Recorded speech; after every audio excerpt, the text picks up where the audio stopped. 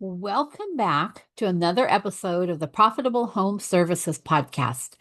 This is the podcast where we uncover hidden profit leaks and we help you build a business that's not just busy, but a business that's wildly profitable. I'm Diane Gardner. I'm your host for this podcast. And today I want to talk about how to increase profit margins without increasing prices. Because I've had a couple conversations recently where the home service business owners that I've been talking to didn't feel comfortable raising prices. Maybe they've done a price increase over the last several months or whatever, but for some reason they didn't feel very comfortable raising prices. And so our conversation then headed in a different direction. And in that direction, we were able to come up with some maybe out of the box thinking a little bit, some ways that we could increase their profit margin for them. So I want to be very clear right up front that if you don't think you can raise prices, that hesitation doesn't mean you're weak as a business owner. It does mean that you care about your customers, you care about your reputation, and you also care about your team. But here's the truth that I see over and over again. Most home service business owners, they don't have a pricing problem, but they do have a margin management problem. That's a mouthful. Margin management problem. Margins get away from them. Profits aren't usually lost in one big decision. They leak out slowly, job by job, day by day, through small fixable issues. So today I want to walk through 6 proven ways to increase profit margins without raising prices. And this is based on what I see every single week inside real home service businesses. As you listen, I want you to resist the urge to jump in and fix everything at once. Instead, as I go through this list of 6 different ways that we can improve your profit margins, I want you to listen for the one area that says, yep, I can do that. Because that is where your biggest opportunity lies. So, the first way that we're going to look at how we can increase your profit margins is to track job profitability, not just total revenue. When we're looking at the job's profitability, it's amazing what we see. And this discussion came out recently in a coaching call. This company appears to have been doing well. Revenue was strong. We've been working hard on overhead expenses, but then we got down to digging into the cost of goods sold section of this set of financials, and things started coming to light. So let's start with the very foundation. Most home service business owners, they track revenue. They have sales reports, deposits, top line growth, and lots of different reports coming from your CRM, giving you a lot of information about your revenue. But revenue alone doesn't tell you whether your business is healthy or not. I've worked with plenty of home service companies doing millions of dollars in revenue each year, but the little known secret is that they're barely keeping any of it. They may look super successful on the outside, but inside, they're just like all the other businesses out there. They're worrying about how they're going to make payroll or how they're going to pay this big supplier bill that's coming in. And I find myself going, why? And it usually boils down to that they haven't been consistently tracking job level profitability. If you don't know what you expected a job to cost versus what it actually costs and why there was a difference, then you're guessing.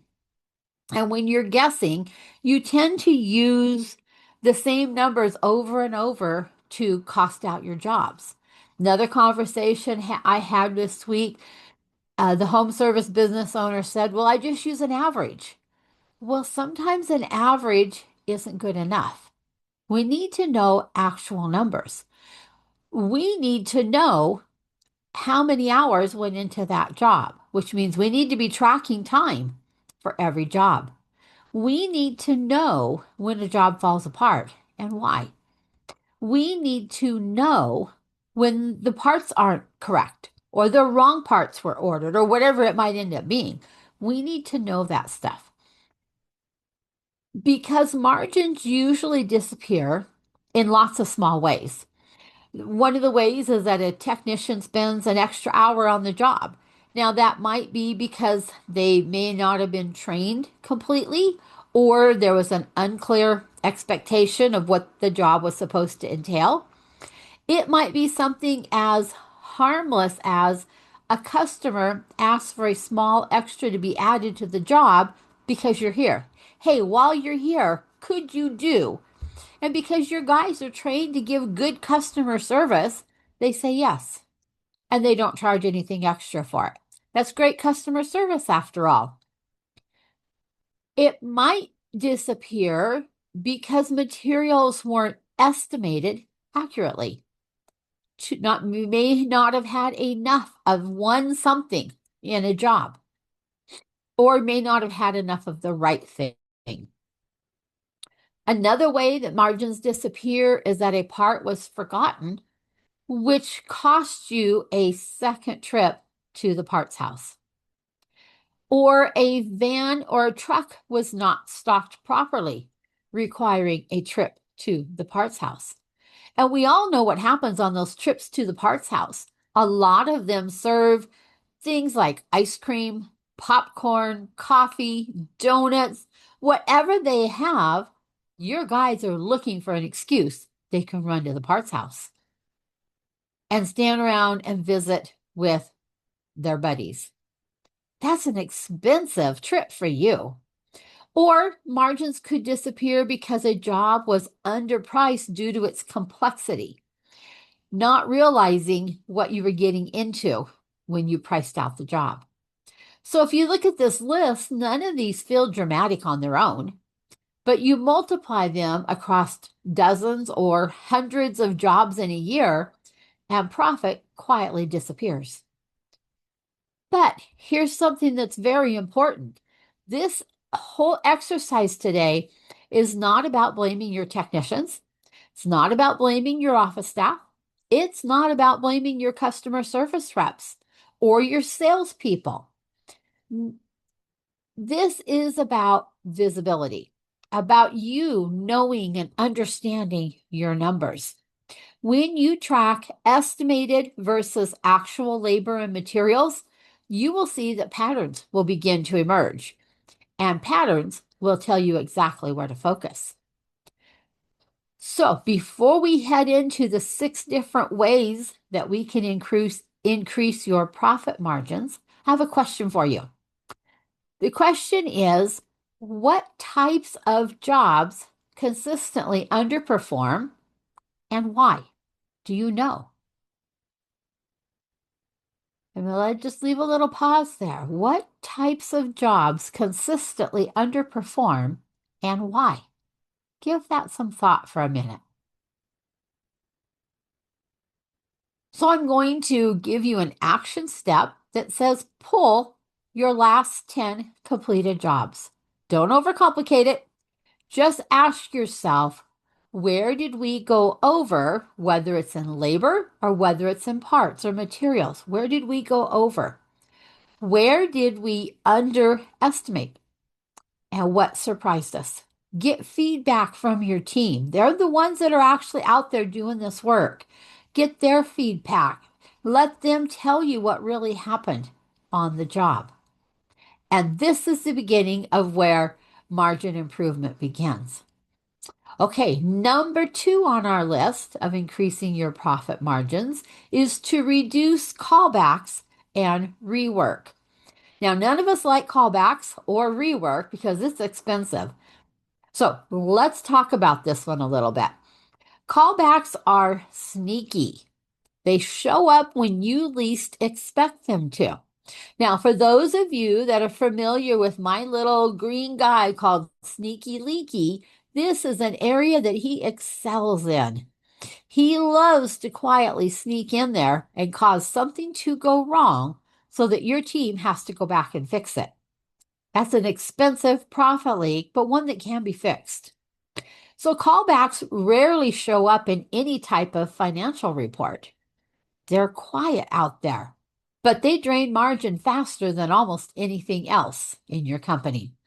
Every callback costs you technician time, fuel, wear and tear on your vehicles, schedule disruption because now your schedule got pushed, and a lost opportunity for a paying job, which means that it really costs you double because it costs you for the time you can't bill and the missed job that you normally could have put in that particular time slot. So the hard truth is that most callbacks are preventable. Now, I know not all of them are, but most callbacks are preventable. They usually come from a job being rushed or missing a part or an unclear scope of work or even inconsistent procedures. Bob does it this way and Tom does it this way. Or poor communication between your office team and your field team. Callbacks aren't usually caused by bad people, but I'm here to tell you they are usually caused by broken systems. And if callbacks are just part of the business in your company, that is a huge margin red flag and one that we need to address quickly. So a little question for you around the area of callbacks is this one. Are callbacks treated as normal, or are they a signal that something that needs to be fixed in your business? Just sit with that for a minute. Let me repeat it again. Are callbacks treated as normal, or are they treated as a signal that something needs to be fixed?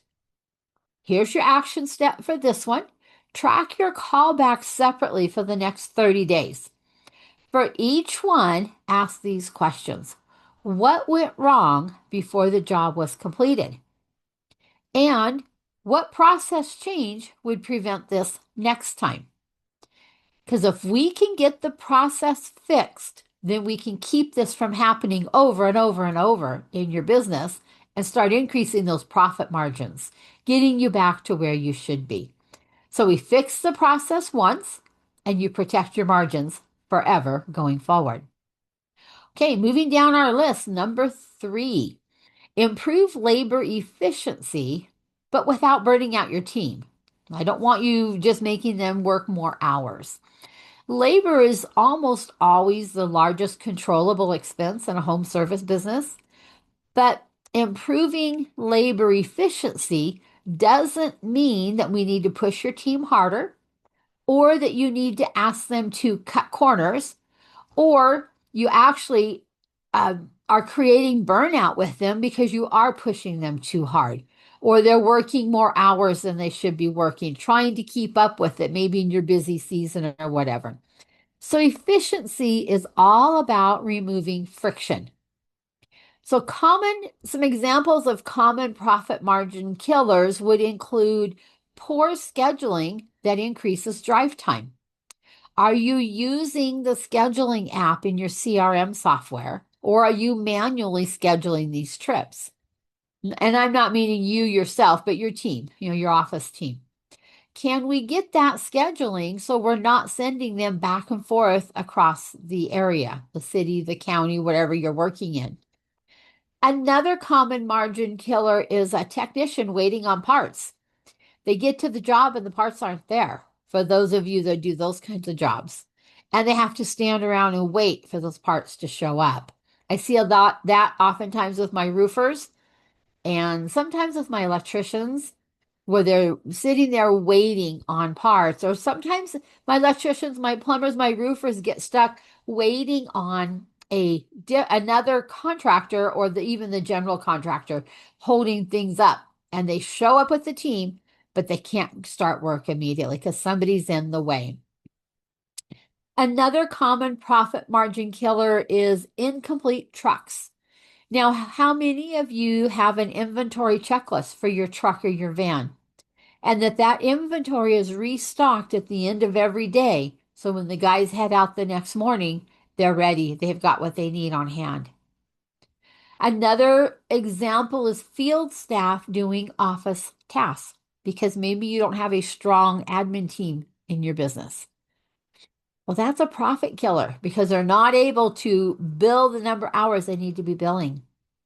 Or jobs scheduled without enough context.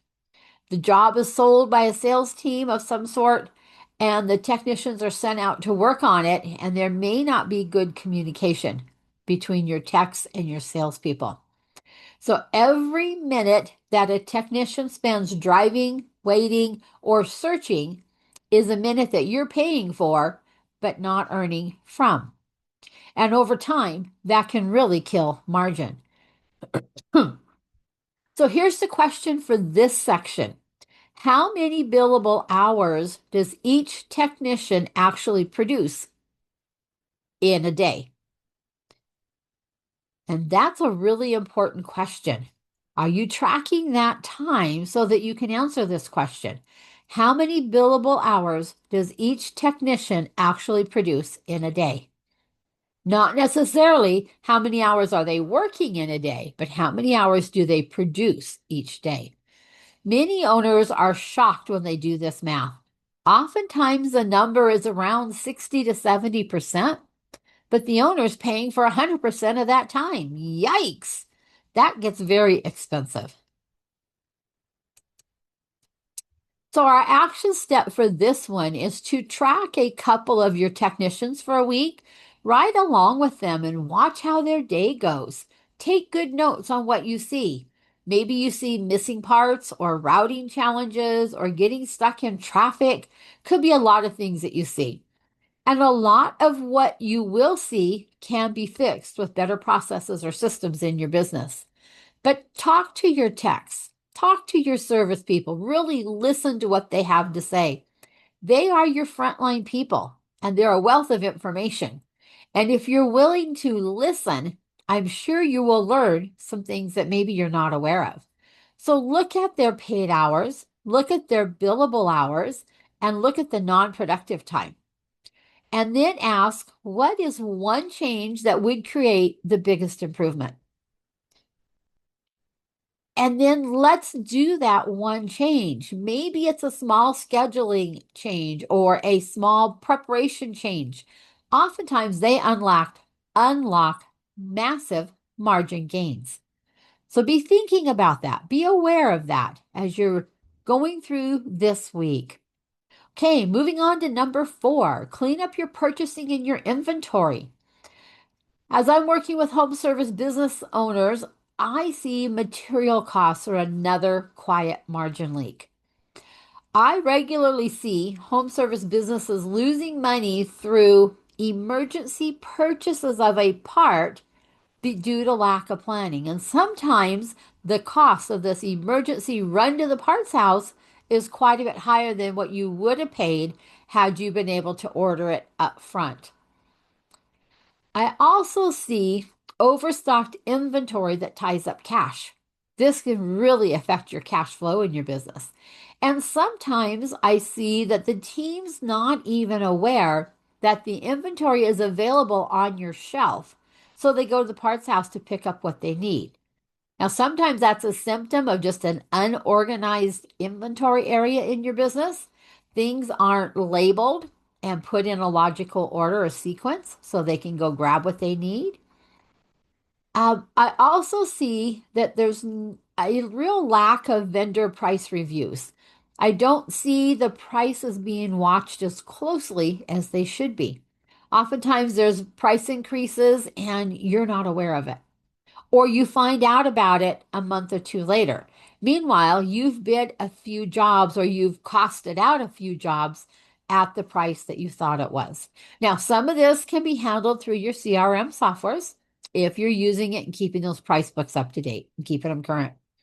But when your purchasing is reactive instead of planned, your profit margin will suffer because you're just doing reactive fixes on everything.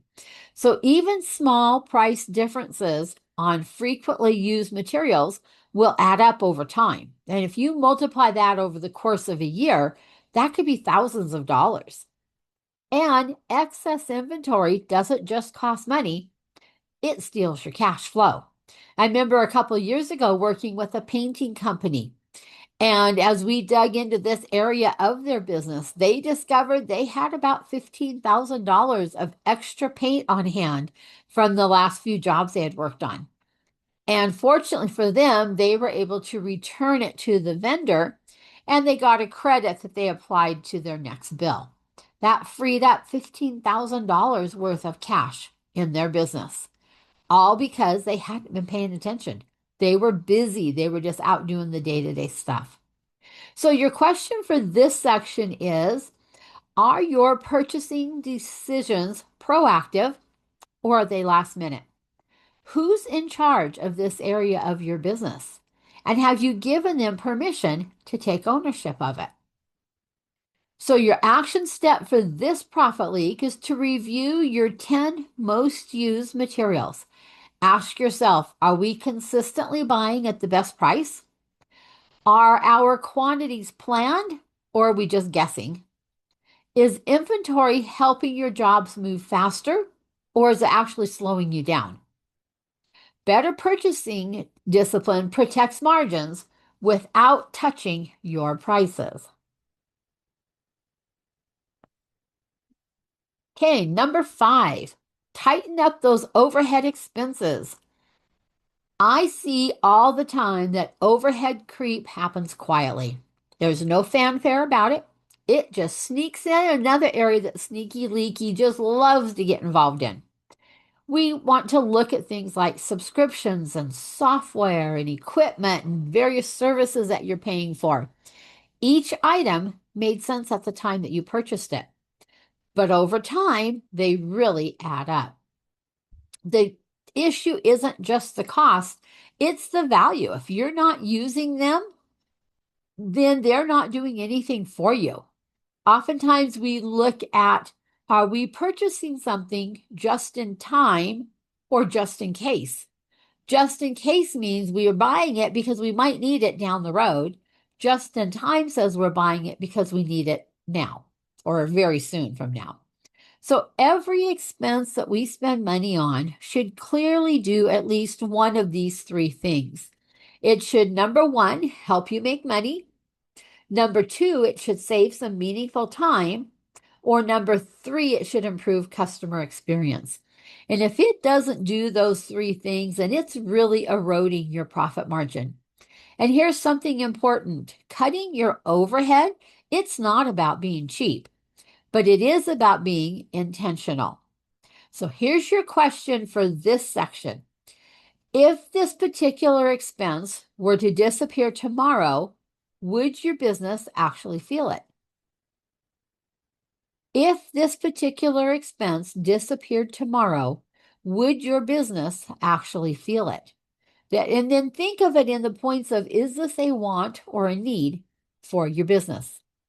Your action step for this particular one is to review the last 3 to 6 months of expenses and flag anything that you forgot what you were paying for. Tells me you've probably not been using it, or it clearly isn't earning its keep. Maybe you've used it once and then not since then, or it no longer aligns with how the business operates today.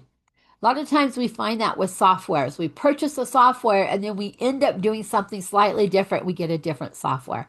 Meanwhile, we're still paying for that first one. So small overhead reductions can compound into real profits for you. So we've got 5 good profit leaks sitting there. Let's go on to number 6. Number 6, we want to fix our processes, not just our people. This is where everything usually comes together. Most margin problems are process problems. They're not generally people problems.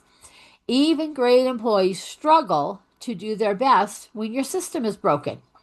When your expectations are unclear, the work gets inconsistent and you get inconsistent results. Inconsistency kills your profit margin because you can't get the same result 2 or 3 times in a row because of unclear expectations and broken processes. When we have clear processes, they reduce the number of mistakes that your team makes. They improve the speed at what they can do to get the jobs done. They increase the confidence of your team, and they're able to take on more and more because they're confidently doing it. And clear processes also protect your profitability. So you don't need complicated manuals that no one's ever going to use, but you do need simple, repeatable systems. These systems should also reflect your core values. And here's just one example. If one of your core values is to show up on time every time, what type of a system would we need to have built out to protect this core value and actually make it happen on every job? So give that a little bit of thought as well when you're thinking of fixing your systems. So the question for this particular section is, where do we keep fixing the same issue over and over again? Well, let's drill in a little deeper on that one, because more than likely it's a process gap, not a performance issue. Always look at the process before looking at the person. And don't be afraid to dig deep. Ask questions. Peel that onion back. We'll find out why. You said that such and such happened today. Tell me about that. What was that do? What happened? How did that make you feel? How did it affect the customer? What could we have done to make that better? Ask some questions around that.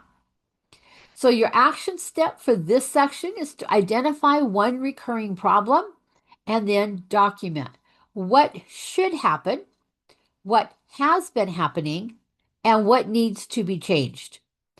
Also document who owns this particular area and how can we measure success. We need to have something measurable in there so they know when they've actually accomplished what you've asked them to accomplish.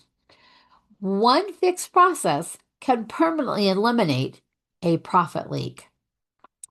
Okay, now let's do a review of the 6 proven ways to increase your profit margins without raising prices. Are you ready? Okay, number 1, track job profitability. Number 2, reduce callbacks and rework. Number 3, improve labor efficiency without burnout. Number 4, clean up purchasing and inventory management. Number 5, tighten up overhead expenses. And number 6, fix your processes, not your people. Which one of these items will you choose to work on? Just choose one, because if you try to tackle all 6 of these at once, it's a recipe for disaster. So just choose one. Which one would give you the biggest bang for your buck in your business? I'd love to hear some feedback on the changes that you've been making in your business and the way that it has increased your profit margins. I'd love to celebrate with you. So please reach out to me at Diane@profitcoachforyou.com and share your story. And here's a takeaway that I want you to remember. You don't need more customers, longer hours, or immediate price increases, but you do need better visibility, fewer profit leaks, and stronger systems. Margin improvement doesn't come from working harder. It comes from working smarter. If today's episode resonated, don't try to fix everything. Just choose one area and take one action this week.